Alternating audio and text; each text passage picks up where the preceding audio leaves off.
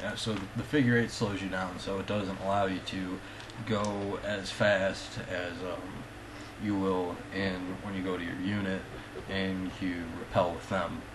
So just kind of disappointed about that. So another thing, you're gonna do a lot of things like we did hand grenades during our first few weeks, which be very careful about that.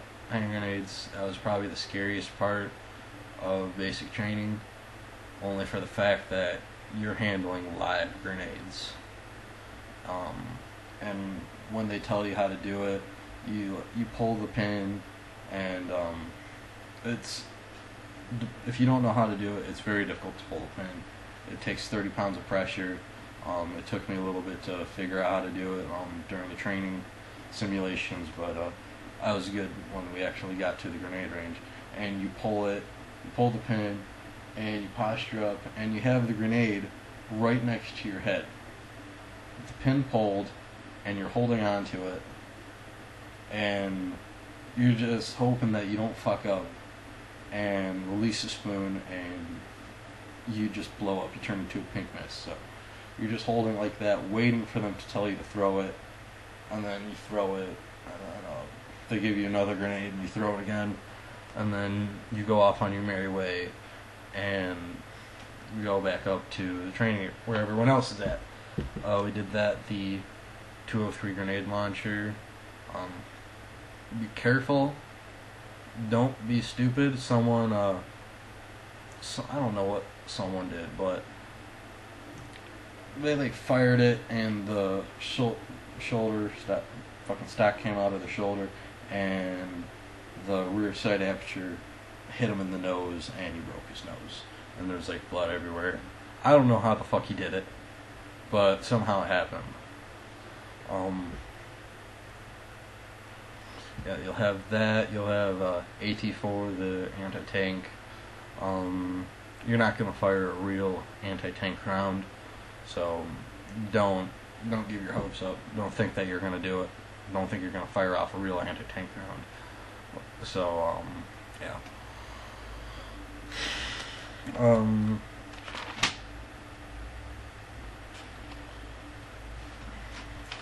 Life in the barracks. You're going to be stuck with the people, 40 people, 40, 50 people for 14 weeks. I was there for 14 weeks. OSET is 14 weeks long. So you're going to be stuck with them for 14 weeks. Yeah, it's going to be it's a lot of alpha male type A personalities trying to take charge and be a leader. Don't just be an idiot and listen to some of the people, because a lot of the people have no idea what they're talking about, and they're going to talk a whole bunch of shit, and they're going to get you in trouble. Just follow common sense.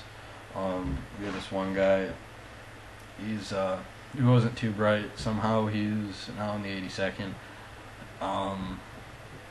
He would do things, and you would tell him over and over again to not do these things, and we'd get punished for it all the time. He'd have his PT cap on in the bay, and socks and sandals, socks and shower shoes, and a drill sergeant would come in, and he'd be like, nobody fixed him?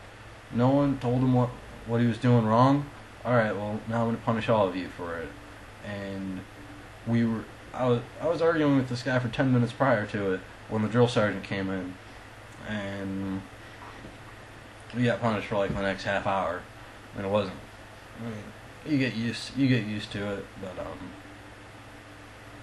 yeah, it's just gonna be. There's a lot of people there who are really stupid. You're gonna have a lot of people who don't pull their own weight. You're gonna have people who just want to skip out on all the actual jobs that they have to do, like cleaning the latrine, mopping, sweeping, making sure the bay looks right. They're going to be people who want to sleep and not do that. And not do their job.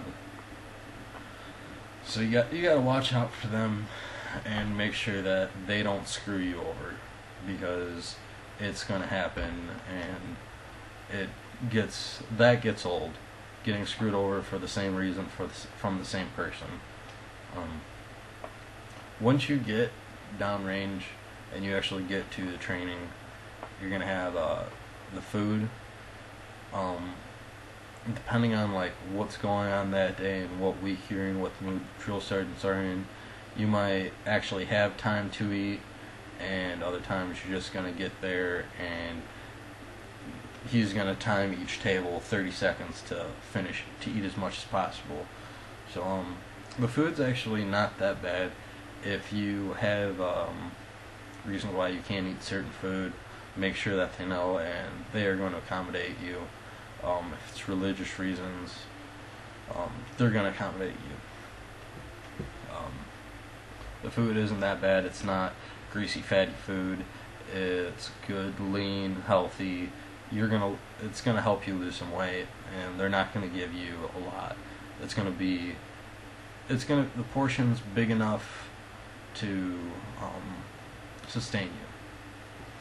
But you also have MREs, meals ready to eat. Yeah, those are you'll learn about those. There's really nothing you can say about them unless you actually eat them. Find out which ones are good. Yeah, some of them do have candy in it, but some of the drill sergeants may not let you have it, or may not let you have that MRE completely. They know which ones have candy in it, so the drill sergeants will go and they'll pick out those ones that have the candy in it, and they won't let you eat them.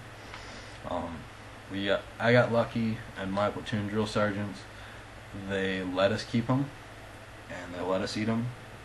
It was just as long as we didn't fuck up, and we were allowed to have them, and we never had a problem with it. But other drill sergeants from other platoons didn't know that we were allowed to have them, and sometimes we suffered for that. But oh shit, there's gonna be alright, you're gonna get a weapon. Most likely it's gonna be either an M4 or an M16. Take very good care of this weapon. Never leave it unattended, even for 5 seconds. Don't take it in a bathroom or a porta potty. Give it to your battle buddy. Tell him to watch it. Hold on to it until you're done doing your business. Never drop it. Don't let it get dirty. Don't let it get rusty. When you're doing weapons maintenance and cleaning it, if a drill sergeant asks if anyone thinks their weapon is clean, do not go up to them, because they're going to find it. They're going to find some carbon in your weapon, and some drill sergeants might punish you, some might not.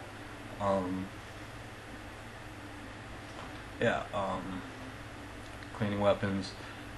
If anyone tells you to clean it, like bring it in the shower and clean it, don't do that. Don't use shaving cream. Don't let it get rusty. That's mostly it for the weapons. When you're actually qualifying for it, make sure your weapon is clean. Make sure everything is good on it. Make sure if you have optics, make sure that's on tight. You're gonna make sure you get as much out of the actual shooting, the actual marksmanship as possible, because that's good training. It's good training that they have. That was probably one of my favorite parts, is the actual weapons. I shot a sharpshooter, so I shot 30 out of 40 on qual. At basic, anyways. You're gonna qual several times there, but only one of them is gonna count, and it's not always gonna be your highest score. If one of the drill sergeants, if they, when you're zeroing in your weapon, you're actually sighting in and make sure the sighting is good. Don't let them shortchange you with it.